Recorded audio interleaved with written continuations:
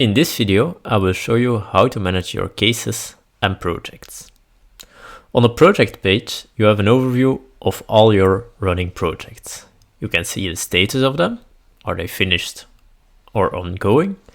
You can see, depending on the colors, if the cases in the project are running, ready for submitting, or that they are finished. At the project page, you can also create a new project by clicking the Add Project button,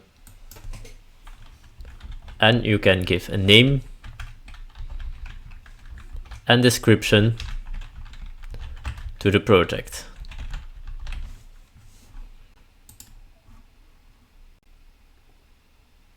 Once added, you are coming to the project page, where you can add cases, simulations, or design runs. On the right bottom, you can also delete the project again.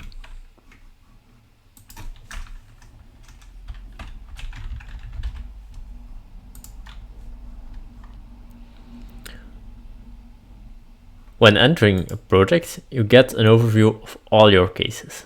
Like here, you can see that we have a design which is finished, some design runs which are ready to submit, and if there are cases running, you can also see it here.